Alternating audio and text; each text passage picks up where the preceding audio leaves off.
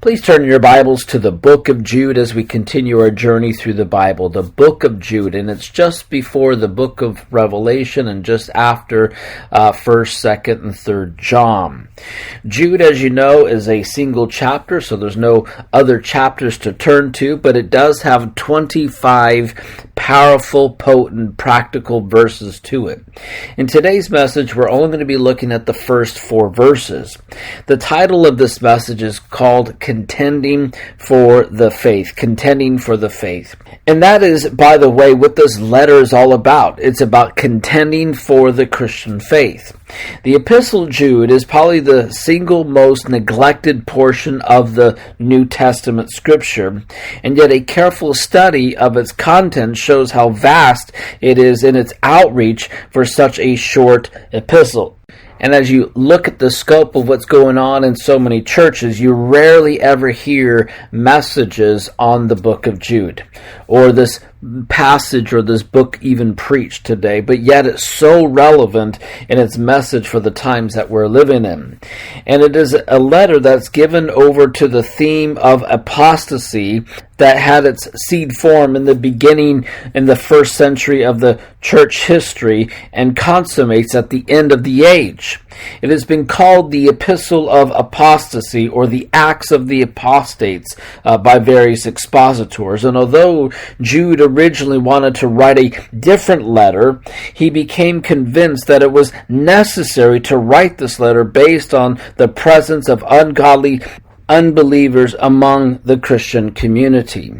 Now, no New Testament letter has had a greater battle for acceptance in the history of the church than the short letter of Jude. But let me tell you, this book contains relevant instructions, exhortation, encouragement for all Christians, for all believers.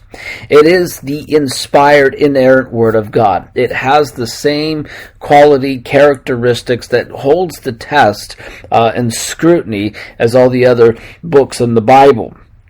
Now, as you notice throughout the world today, there's more heretics and it seems like there's more apostates than ever before, which makes this book so relevant and necessary as a reminder for us to contend for the faith. This book emphasizes the importance of remaining steadfast in our faith in a time of increasing compromise and growing opposition against Christianity. And so we need to study, we need to heed the exhortations and the warnings recorded in this powerful and amazing book. And as we'll see, Jude's letter focuses on apostasy when people turn away from God's truth and embrace false teaching. And so Jude reminds his readers of God's judgment on those who had left the faith in the past. And so this letter warns against false teachers, and in this case, probably those who were promoting an early form of Gnosticism. And when you look at the book of Colossians and even 1st John, it mentions and talks about that sort of Gnosticism that was happening at that time. Gnostics oppose quite a few different basic tenets of Christianity. For example, the incarnation of Christ, or even the call to Christian ethics. So Jude wrote to combat these false teachings and encourage true doctrine and right conduct. Now, before we get too far in our introduction, let's read the first 4 verses in our text, and then we'll get into the study. So verse 1, Jude, a bondservant of Jesus Christ and brother of James, those who are called, sanctified by God the Father, and preserved in Jesus Christ. Mercy, peace, and love be multiplied to you. Beloved, while I was very diligent to write to you concerning our common salvation, I found it necessary to write to you, exhorting you to contend earnestly for the faith which was once for all delivered to the saints. For certain men have crept in unnoticed, who long ago were marked out for this condemnation, ungodly men who turn the grace of our God into lewdness and deny the only Lord and our Lord Jesus Christ. And to that we say amen. As we're going to see throughout this letter, Jude again was to write to these believers. He wanted to encourage them to maintain a consistent and steadfast walk with the Lord. And if you're not consistent, if you're not steadfast, you'll eventually drift away. You'll backslide. You'll fall away. You'll get caught up in this false doctrines and teachings out there when you're not testing all things and you're holding fast what is good. And that's why it's so important to personally to stay rooted and grounded in God's Word and keeping your eyes fixed upon the Lord Jesus Christ. Now, one of the great enemies of the church is apathetic and complacent Christians. Jesus warned against this kind of spiritual lifestyle when he quoted Isaiah saying, "These people honor me with their lips, but their hearts are far from me," as Mark chapter 7 verse 6 mentions, and Isaiah 29:13. And as many of us have discovered, apathetic, complacent Christians are amongst the most difficult people to reach with the gospel and to grow in their walk with the Lord. Jude understood that principle and was deeply concerned and was encouraging believers to avoid the satanic trap of becoming merely nominal, apathetic, complacent in their walk with God.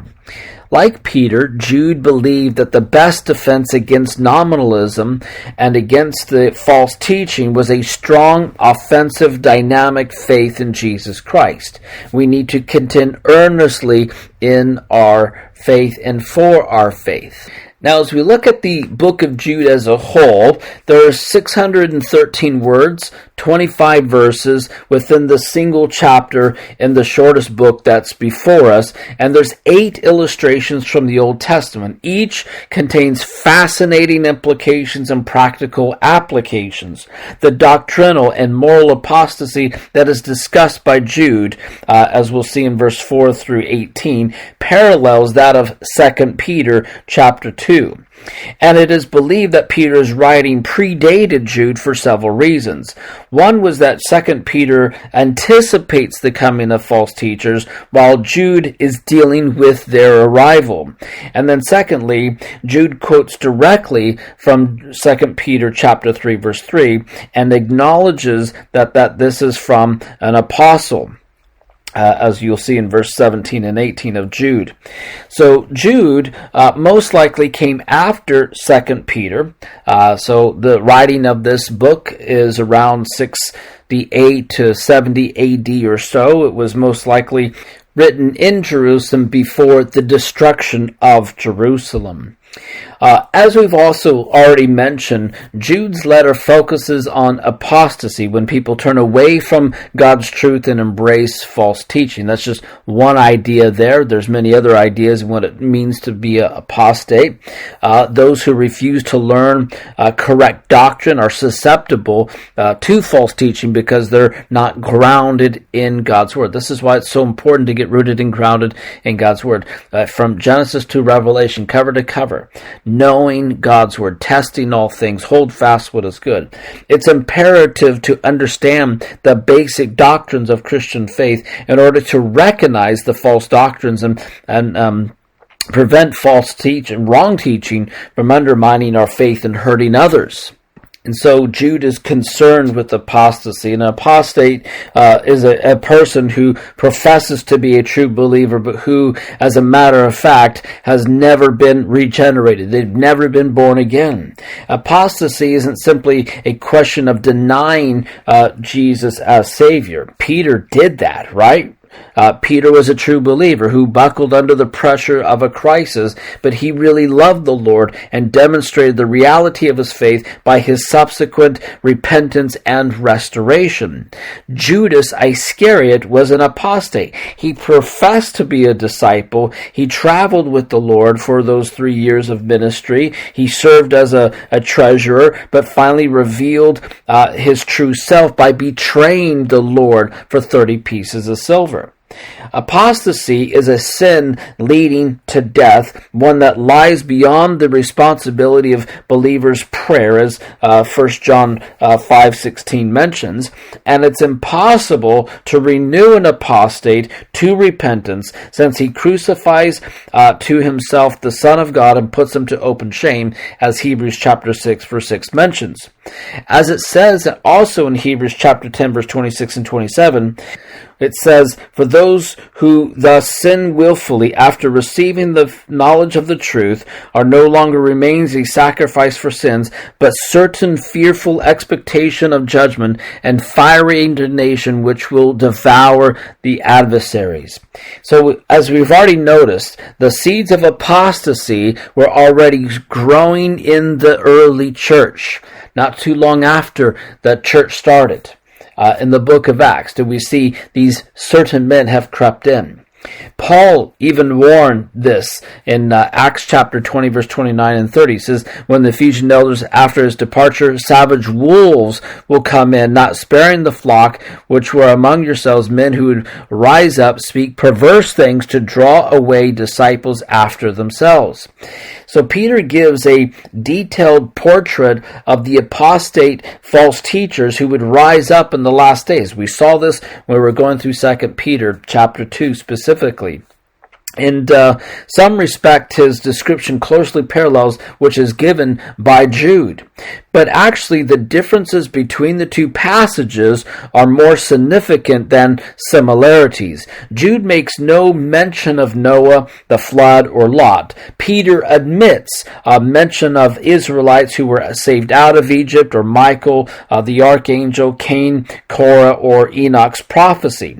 So instead of thinking of two chapters as carbon copies, we should realize that the Holy Spirit has selected materials to suit his purposes in each case, and that the two chapters do not overlap as much as they seem at first. So those who've studied, for example, the four Gospels, or have compared Ephesians and Colossians, realize that the Spirit of God never needlessly repeats himself. There are spiritual meanings behind the similarities and differences if we only have eyes to see them. One more thing before we dive into the text, and that is just to give a quick snapshot or a brief outline to really help you give a grasp of the overview of the book. So in verses 1 through 4, we really have the greeting, the purpose of the book, the introduction. And verses 5 through 16 is really the false teachers being exposed, where you see their doom, you see their denunciation, and the description. And then in verse 17 through 23, there's these exhortations and warnings and commands to believers. And then finally in verse 24 and 25 is the benediction.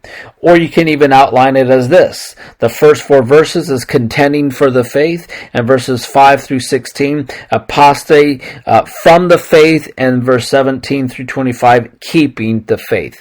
So that's a good way for us to grasp this book. And as we see, the placement of the book of Jude is also significant and strategic just before the book of Revelation. It is the final message to the church before the 7 letters of Christ to the churches in Revelation 2 and 3, and therefore prophetically and also dispensationally, it is setting the scene as the end of the church age. It's coming close to that, so we see just how relevant this book is. So with all that in mind, let's dig in verse 1. Jude, a bondservant of Jesus Christ and brother of James. And let's pause right there. As we look at the first verse here, we can count for Jude's mention of James, and we can reasonably place him as the Lord's brother. This also explains why Jude correctly does not use the label apostle. So it remains a question as to why he didn't refer to himself as the Lord's brother, but rather preferred to call himself a servant or a bondservant of Jesus Christ and a brother of James. Now, like most of the other general epistles, the title of this book takes its name from its author. Most scholars identify the writer as Jude as the half-brother of Jesus for at least two reasons. One is that he identified himself as the brother of James, meaning that he probably was not an apostle named Jude, a man who was called the son of James, and that the author of the book of Jude identified himself as the brother of James, likely aligns him with the family of Jesus. And then secondly, in Matthew chapter 13, verse 55, records the names of the brothers of Jesus as James and Judas. Whereas the gospel records the name Judas, the English translation shortened it to Jude, probably for the same reason why one in the present day doesn't want to name their child Judas, because of the association it has with Judas Iscariot, the disciple who betrayed Jesus. Like his older brother James, Jude didn't place his faith in Jesus while he was still alive. It was after the crucifixion and resurrection did the scale fall from his eyes, and his eyes were open and he became a follower of Christ. Now, Jude identified himself as a bondservant of Jesus Christ, indicating that the death and resurrection and ascension of Christ had transformed his life, to transform his heart. He went from being an unbeliever to being a bondservant, a doulos, a slave, one who trusted Christ as his Lord and Savior. On its basic level, a bondservant means a complete and utter devotion to God, to his word and his will.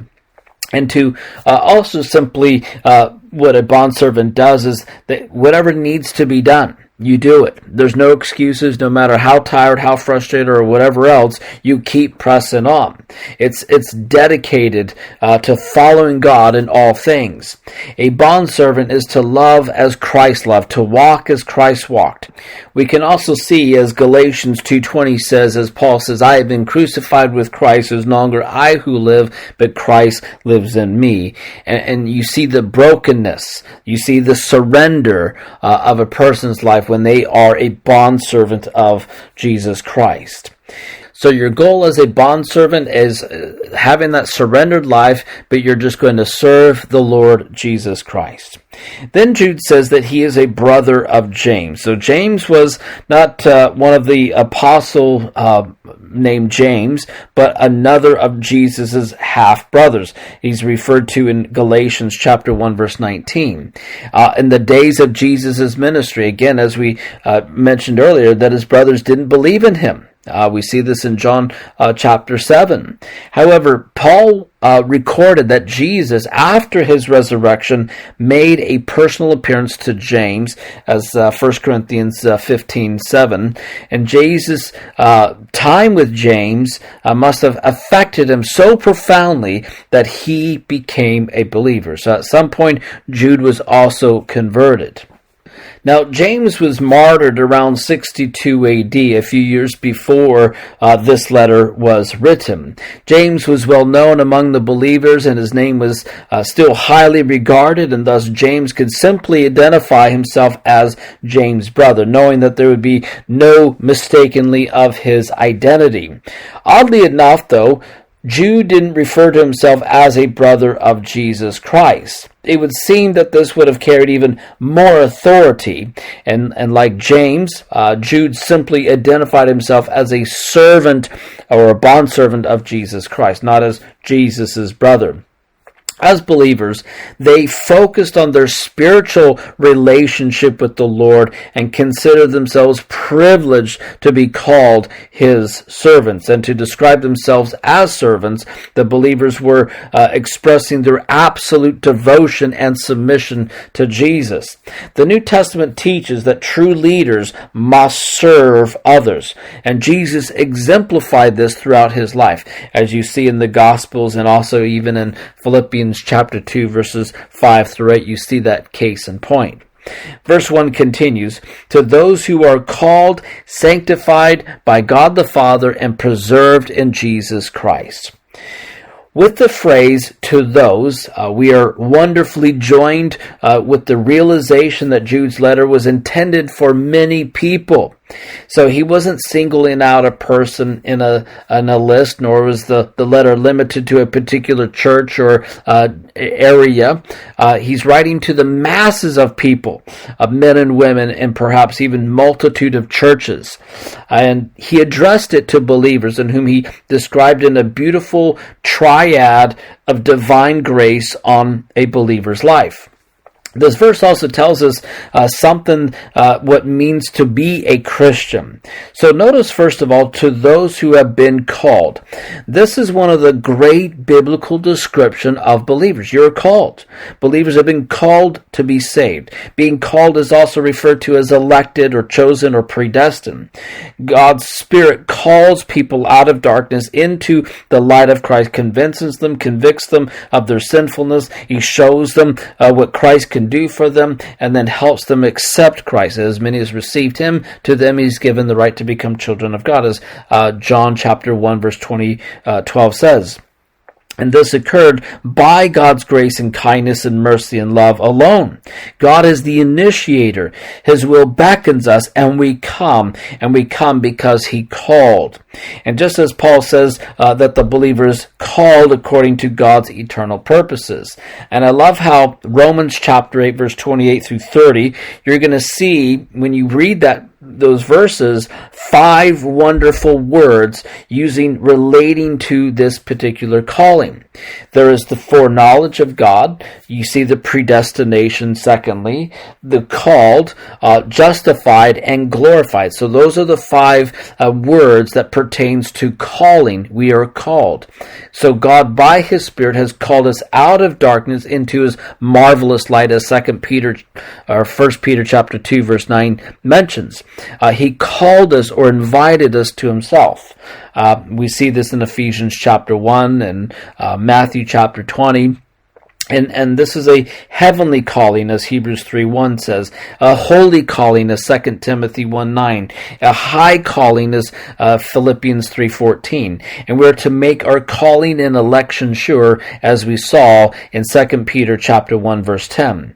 Christians are often referred to as people in whom God has called, and it's an important starting point for understanding this letter. So every Christian, every believer who's been called by God to be a Christian, this is one of Jude's key ideas, is that God will continue to call us. Secondly, we see the sanctified by God the Father, or loved by God the Father. So those are the words that we see there. Sanctified means to be set apart. It's also the verb form of love, which refers to the past action that continues in the present. So God's love prompted this call, and his call. His love will continue for now and forever. And as we know that God does not change, he is the same yesterday, today, and forever. So we are loved by God the Father, and again reminds us of the call of God and the reason for his call, because of love.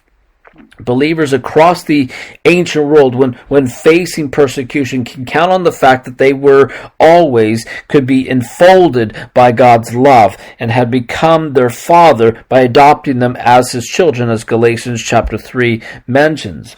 Now, the believer is sanctified. The sanctified is the same as loved by several divine means. So the Father sanctifies the believer through the word of truth, secondly, the blood of Christ, and also the power of the Holy Spirit. So it's important to know these three, the Word, the blood, the Spirit, each work together as the believer walks in obedience. And this is how spiritual maturity is developed. So we are set apart, we are sanctified for the Lord. God has chosen us to salvation through sanctification in the Spirit, and this is the will of God that all believers be sanctified. God wants us to be sanctified in spirit, in soul, in body, our whole being, as 1 Thessalonians 5:23 mentions. The believer in Christ is also to be wholly set apart from the world and set apart unto the Father's will and purpose. As believers walk in obedience to the Word, then the blood of Jesus Christ continually cleanses us from sin, and this is by the power of the Holy Spirit. So this is living a sanctified life, that process of becoming more like Jesus, that process of becoming holy in a practical way. Positionally, we are holy, we are righteous because of who we are in Christ, but practically, we have a long way to go until we're in glory. Jude's statement here about God's love is perhaps better translated as loved in God the Father. So Jude's idea is one that we can all grasp and marvel at. God's call involves being caught up and surrounded by and with his love. We are brought into a community in which God actively works out his love in our behalf. And then the third word that you notice there is that we are preserved by Jesus Christ, or kept by Jesus Christ. So believers are kept or guarded by Jesus Christ. What an assuring word this is. In the midst of all the great challenges and difficulties and trials that come up in our lives, but also in the day and age of the falling away, the apostasy. Peter explained that believers could be assured that an inheritance that can never perish or spoil or fade, kept in heaven, as 1 Peter 1:4 says, and believers also have the security of their salvation, as verse 5 goes on to say, through faith, that believers are shielded by God's power until the coming of the salvation that's already to be revealed in the last time. So we are kept by the power of God. God himself keeps us, and yet we are also, as we'll see later on in the book in verse 21, to keep ourselves in the love of God. So there is a Godward side and there is a manward side. There is divine sovereignty and human responsibility. And so the Lord had promised to keep the Philadelphia church, if you read in Revelation chapter 3, verse 10, from the hour of trial, which is to try the whole world. So that's speaking of the tribulation period. So we're kept from that. And so believers may know divine preservation. The believer can be kept in for and by Jesus Christ. So our Lord has called us, he sanctified us, and has promised to keep us in his love and power. Verse 2 goes on to mention, mercy, peace, and love be multiplied to you. So Jude's description of his prayer for believers is right here. He wanted them to have an overflowing measure or in abundance of mercy, peace, and love. So mercy, first of all, is God's mercy that helps us as believers every day by day. It helps believers in their times of need, as Hebrews chapter 4 verse 16 says, let us come boldly before the throne of grace that we may obtain mercy and find grace to help in time of need. The prayer is that believers would have mercy in abundance, meant that they were secure in God's merciful call and protection. Mercy carries with it the idea of compassion, of kindness, and pity. It is closely related to grace. Charis is the Greek word for grace, and in some respects it cannot be separated from it. In terms of our salvation, it's impossible to conceive one without the other. From God's perspective, we might think of his mercy as preceding grace, although we know both are eternal qualities of God. And even so, God so loved the world in an extreme way. That is, he pitied on us, our lost and our desperate state, giving us his only begotten Son, and thus shedding his grace on us, as the gospel mentions. And so, from a human perspective, grace comes first. The kindness of God that leads us to repentance, as Romans 2:4 mentions. Experiencing the goodness of God in a general sense, and then experiencing his grace in an effectual call, we're able to comprehend the good news of Christ's sinless life, his sacrificial death and resurrection that paves the path for us to return to God. So mercy is more than God's extension of divine patience toward sinners. It is an everyday reality in the life of believers. We are recipients of his mercy, having been saved by it, as Ephesians 2 mentions in Titus chapter 3 verses 5 through 7. So even more, God's mercies are new every morning, and as redeemed people still subject to fleshly desires, we desperately need his willingness to give us the strength, the wisdom, the forgiveness, and the discipline in our lives.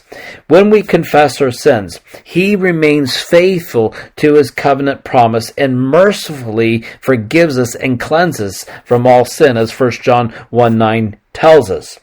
And as we've already mentioned, we approach his throne of grace. We receive mercy, as Hebrews 4:16 says. Paul reminds the Roman believers that God manifests the riches of his glory upon the objects of mercy that he has prepared beforehand for glory, as Romans 9:23 mention.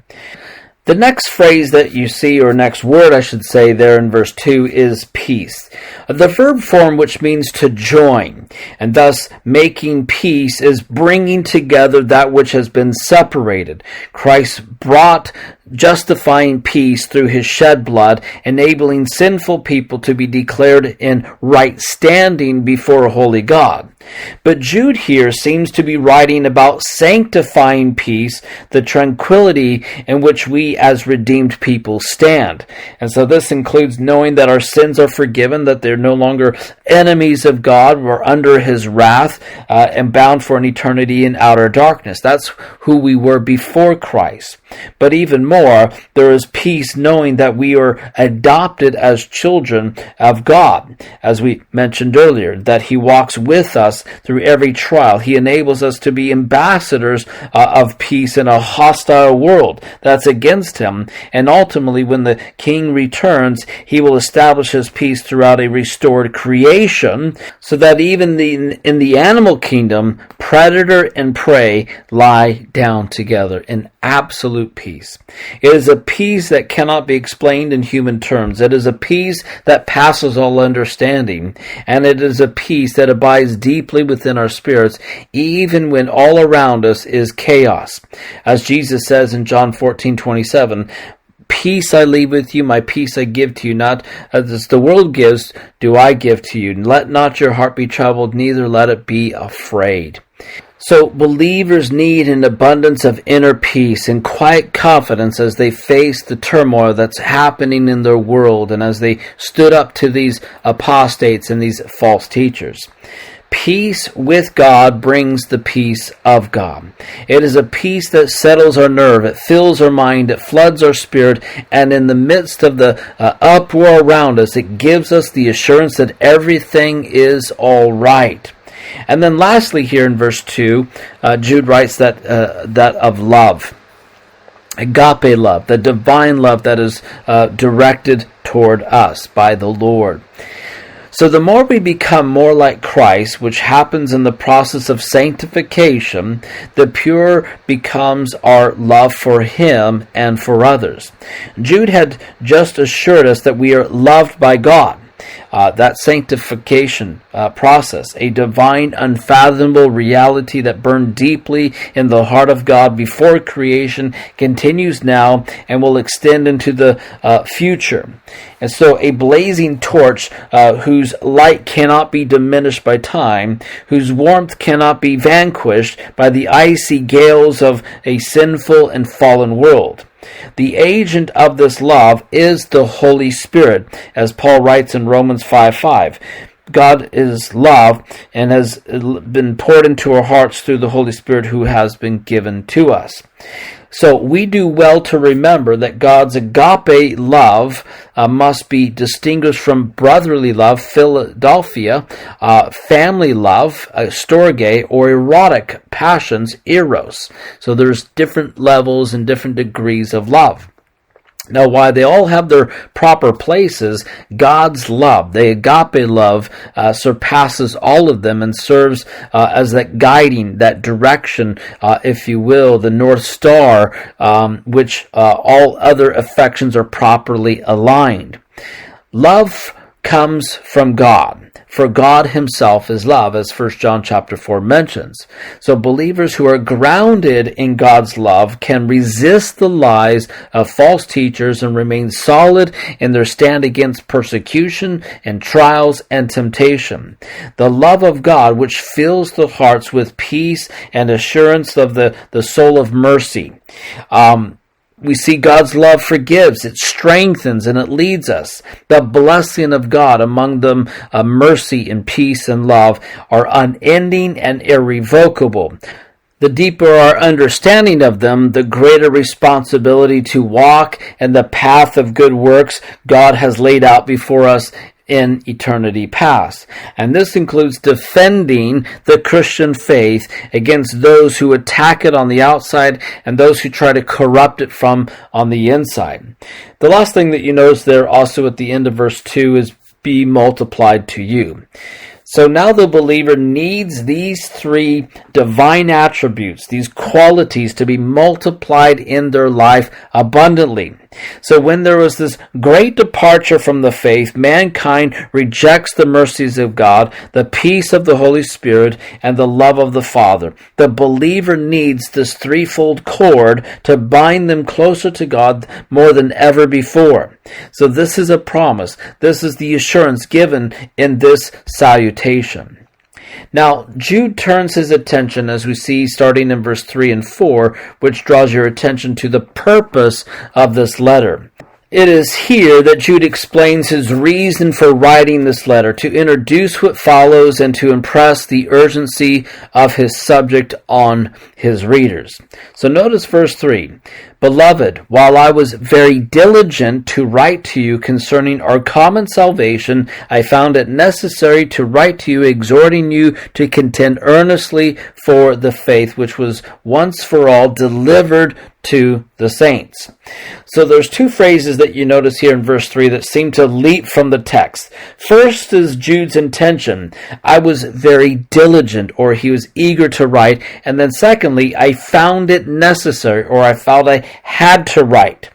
So Jude's original intent was to fashion a letter that just celebrates the common salvation of all believers. And by this, no doubt he was talking about the common redemptive work of Christ that reaches across geographical boundaries, language barriers, and cultural divides. As one who came to faith only after witnessing Christ's resurrection, Jude knows firsthand of the grace and the mercy of God. The sin debt paid through the sacrificial and substitutionary death of his sinless half-brother, Jesus Christ. The authority over Satan, sin, and death secured through Jesus' bodily resurrection, and the security of everlasting life by grace alone, through faith alone, in Christ alone. And perhaps Jude had resolved to summarize the core doctrines of the Christian faith in order to encourage fellow believers to endure persecution, or maybe he wanted to remind them of the finished work of Christ to ensure the coming of the Holy Spirit, who now lives within them and is working patiently and persistently to conform them into the image of Jesus Christ.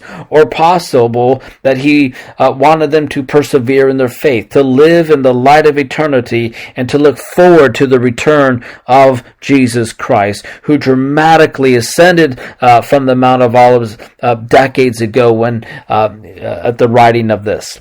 And so in any case, he has devoted considerable thought to writing about the beliefs that Christians share in common.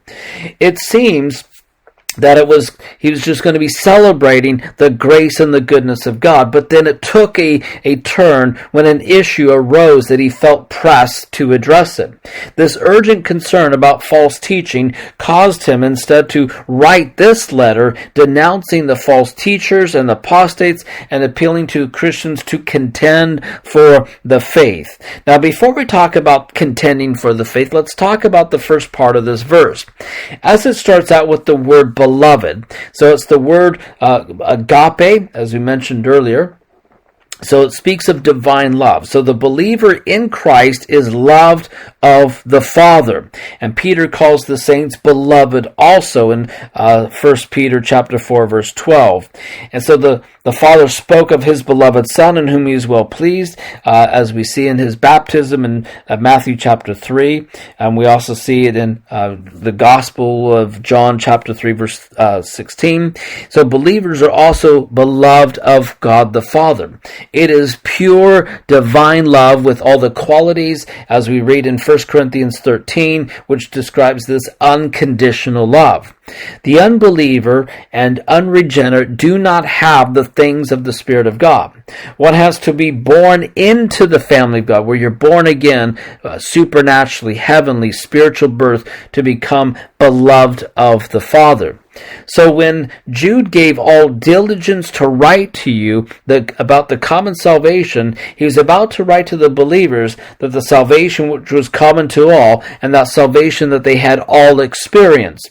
And it mattered not whether they were Jew or Gentile, rich or poor, bond free, high, low, kings or subject, masters, slaves, men, women, learned or unlearned. It didn't matter. We're all equal at the foot of the cross. We're all saved through the same way, through the blood of Jesus Christ, by receiving him as our Lord and Savior. And so serving the Lord was a priority. So Jude was actually pressed in and compelled by the Lord to change gears in this writing. It's the same necessity that placed on Paul when he went to preach the gospel. Woe is me, he's compelled to preach the gospel in 1 Corinthians 9:16. It was burdened in his spirit. And so Jude was moved by the Spirit. He felt the need to write to them in the way he did. His heart was a message of salvation and exhortation, but circumstances within the church required a different message, and he was aware of the danger that was present and must be dealt with. So Jude had one message in mind, but he realized he needed to address another issue. He was not so narrow-minded and set in his ways that he refused to change course.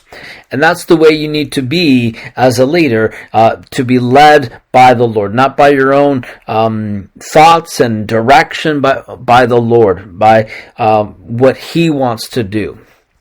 As a pastor, I'm aware of the various needs within the church and people within the church, and the Lord deals with me that he might speak through the teaching and preaching of the word as it comes up within the text, or as we go through a passage. Sometimes the Lord will just minister to people in an indirect way. Just like as we go through this timely letter of Jude, I see the need for us to earnestly contend for the faith as well. So Jude had a message to exhort the believer. And it's been said, to exhort is to stir up, to edify is to build up, and to comfort is to bind up. So there is this ministry of exhortation, edification, and comfort. Each are a part of the ministry of the Holy Spirit in the body of Christ. Believers are to exhort one another daily, as we see in the scriptures as well. And we notice Jude said to contend earnestly. The word contend here occurs only here in the New Testament. It's often to describe an intense struggle, kind of like in an athletic contest. The word contend here is the root word where we get agony, and therefore our verse could read, I felt I had to write and urge you to earnestly agonize for the faith. So this gives different perspective of what Jude meant. And here's two thoughts. One is that the thought of standing for the truth, knowing the scripture and teaching others the truth of the gospel, opposing false doctrine through the teaching of sound doctrine. Even doing this could lead to death. It's better to die than to deny the truth. And then second thought here is to agonize in one's own lifestyle to be obedient to the truth. Hence, contend for the faith through personal sacrifice and discipline. That's how we contend for the faith. So he called them to action to contend for the faith. Contending would not be easy. It's called for hard work, diligent study, willingness to stand up against society's desire to water down the gospel, to speak up for the truth, and bearing the burden of interpreting the timeless truth to a changing society. And so believers could not, and nor would they have been able to, sit back and idly enjoy the mercy, peace, and love of their faith. Rather, the Christian faith must be defended against the onslaught of the false teachers and those who are trying to attack and mock it. The faith that's mentioned here refers to the entire body of beliefs taught in the Word of God by the apostles and held by the Christians at that time. The teachings of Christ and his apostle had been for once for all time, without change to the content, delivered or entrusted to the saints or to all believers. So all Christians have been entrusted with faith to keep it pure, to teach and to pass it on to others, and therefore all Christians can stand ready to defend the faith. And this is where we have a great grasp of what the apologetics comes in. Learning how to defend the faith, to prove the Bible that it is true. You can prove the resurrection. And the longer you walk with the Lord and you journey through the Word, you understand more of this. And again, some people are more gifted at apologetics than others, but we should all be able to give a defense for our faith. Now, in verse 4, we see the reason for this letter. It says, "For certain men have crept in unnoticed, who long ago were marked out for this condemnation, ungodly men who turn the grace of our God into lewdness and denying the only Lord God and our Lord Jesus Christ." So here Jude reveals the character of the enemy and the danger that they present. So first of all, it says certain men. So this stands in contrast to the saints, as we mentioned in verse 3. So these people have wormed their way into the churches. The verb crept in indicates secretly or stealthily, subtly, insinuating something evil in a society or situation. So false teachers had crept into the church and seeking to rob and to rip off God's people, seeking to pervert their understanding, to keep them from enjoying God's blessing. And so Jude's warning wasn't merely just hypothetical. These false teachers were there. It was present. And so the word translated crept in unnoticed appears only here in the New Testament. It has the connotation of slipping in secretly with an evil intention. It describes the use of cunning words and clever descriptions. So having already permeated the church, the apostates were in a position to secretly introduce destructive heresies. And we already talked about that in 2 Peter chapter 2. Paul also mentions in 1 Timothy chapter 4 verse 1, where he's warning of the coming turning from the faith. It says, "Now the Spirit expressly says, in the latter times some will depart from the faith, giving heed to deceiving spirits and doctrines of demons." You see, churches are rarely destroyed on the outside just because of persecution. It's more of what's happening on the inside. And what often happens is one of the devil's most cunning tricks is to put an uncalled, unskilled person in the ministry who often has little or no spiritual discernment. They are hirelings. They have no call of God in their life. They're just there to get in what's for them. It's a profession versus a calling. And when things get tough or difficult, they bail. They are usually persuasive talkers. They're motivational speakers. Their messages watered down, containing no spiritual substance. And that kind of describes what most churches are these days, unfortunately. And to keep the crowds, they turn to music and entertainment. They're all there to appeal to the emotions. And the false teachers sly work their way into the hearts of God's people and into churches. And so we must be vigilant against them. It is a daily process. You know, there's something that we always got to be on guard, just like we always got to keep the armor of God on. As Christians, we must especially watch ourselves that we don't fall away from the will and the blessing of God. And so the men that Jude was talking about took the grace of God and the freedom that this brings, and they turned it into license to enable them to indulge in sins of many kinds. They also denied the deity of the Lord Jesus Christ, as do so many of the different religious groups today. You got the Mormons and JWs and Buddhists and Muslims, and the list goes on. You know, that's one of the core doctrines of the Christian faith, is that Jesus is God.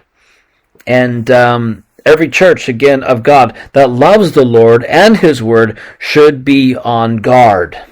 And you have these different charismatic preachers out there that change the grace of God into lasciviousness, which means something indecent, reckless, without restraint. And we see that they deny the Lord Jesus by leading God's people away from the truth. They clearly have no fear of God, and they trample on the Word of God. Their hearts are seared with the hot iron to the accepting of biblical truth. Their calloused hearts are not sensitive to spiritual things. They use the Bible, they steal it from well-known phrases and passages, which they manipulate into tools to aid their own deception. And while dishonoring God, they, in glowing terms, proclaim how much they love the Lord. It's just a facade, you see.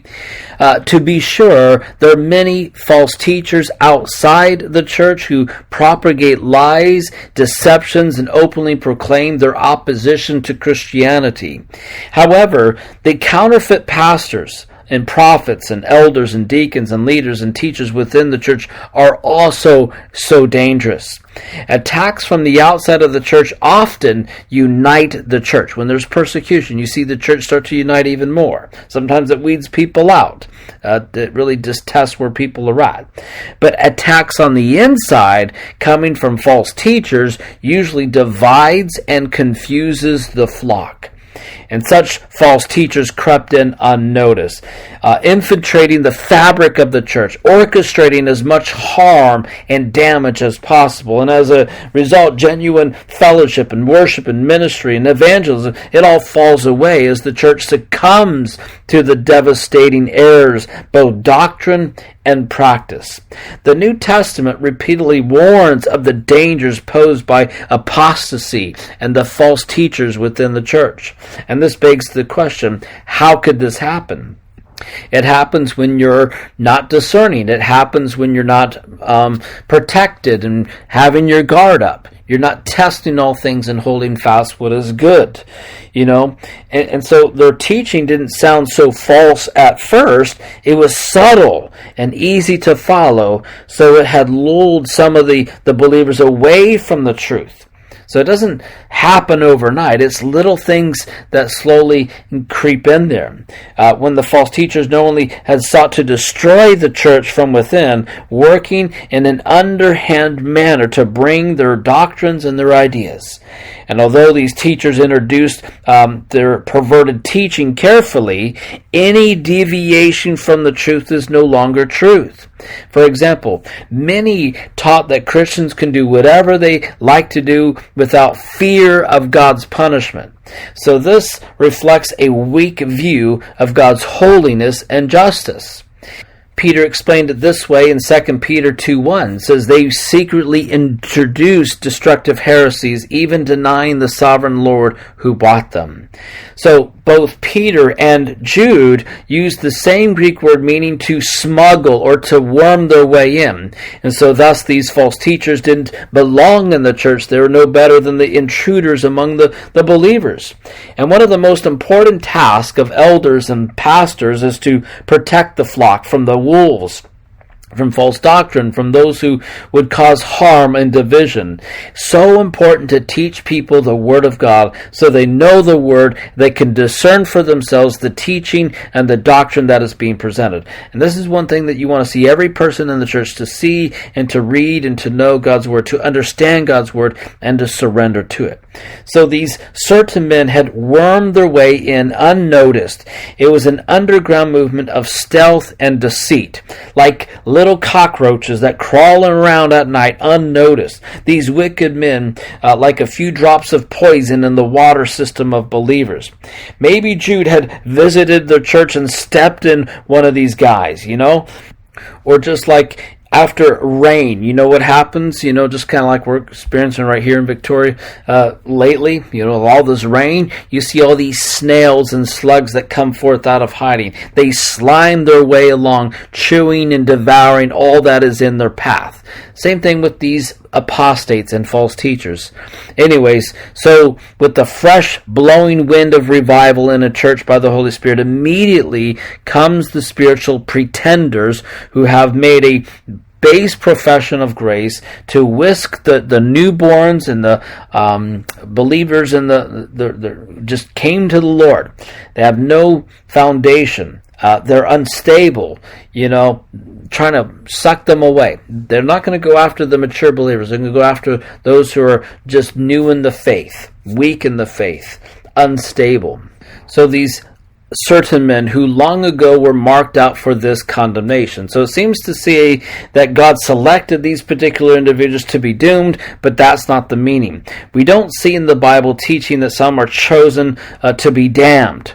When men are saved, men and women for that matter, when people are saved, it's through the sovereign grace of God. When they are lost, it's because of their own sin and disobedience, the choices they make.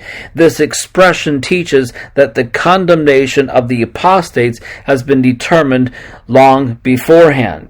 So if men chose to fall away from the Christian faith, then their condemnation is the same as those unbelieving Israelites in the wilderness, the rebellious angels, the sodomites, as we'll see in the next several verses. So you see the comparison there.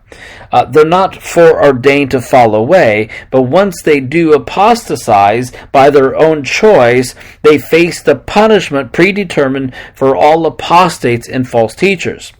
So two prominent features of these ungodly persons are their depraved conduct and, secondly, their corrupt doctrine.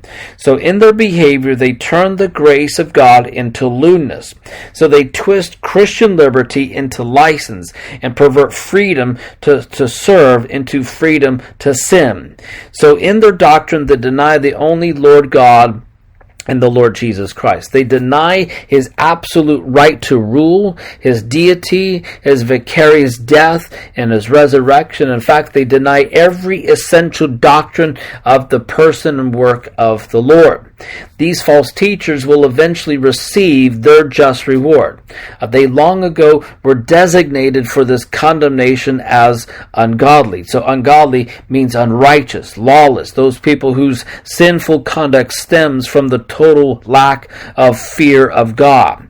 So Jude explains that no matter how long it might take, no matter how successful these teachers might appear to be, eventually they will be condemned by God himself and explained in the remaining part of this letter. So Jude cited two reasons for this condemnation. One is they turned or they perverted the grace of God into lewdness or licentiousness. So this refers to the moral slide of their heresy. So true gospel teaches that people are freed from sin by believing in Jesus as Savior and Lord, and this happens by grace alone. Grace gives Christian freedom from sin, from the law. However, the purpose of this freedom is to move people into holy living and service to God. The lewdness or licentiousness means corruption and open and excessive indulgence in sexual sins primarily.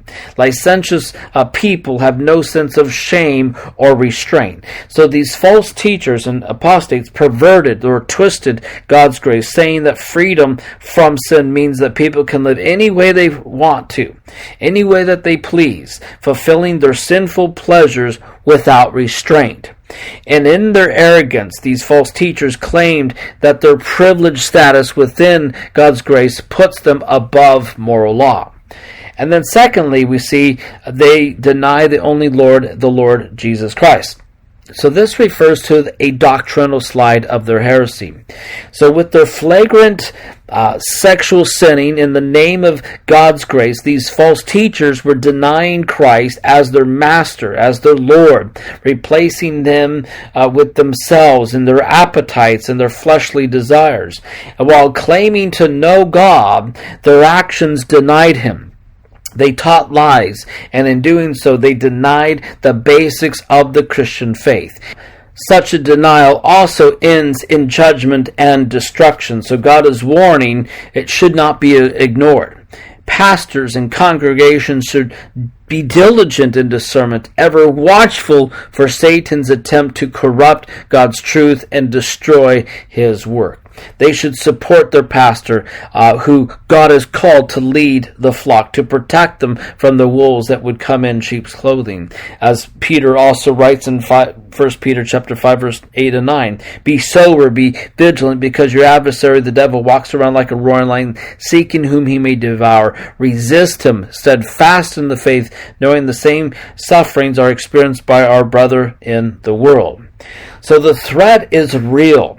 The evidence of Satan's past success and subversion is all the many false teachers, the churches and cults out there, how they're doing so well today. You're seeing the effectiveness of that, unfortunately. And so, my friends, may we contend for the faith. Stay rooted and grounded in the Word of God. Test all teachings that you hear by the Word. So keep your eyes and your focus on the Lord Jesus Christ. Amen? Let's pray. Father, we come before you right now. We thank you for your word. We pray that you continue to mold us and teach us. Thank you for that work of the Holy Spirit in our lives to make us more like you. So we pray for just that hedge of protection from the false teaching that's out there, from these people that want to creep in unnoticed. May we be discerning of these things. Bless your precious people in Jesus' mighty name. Amen.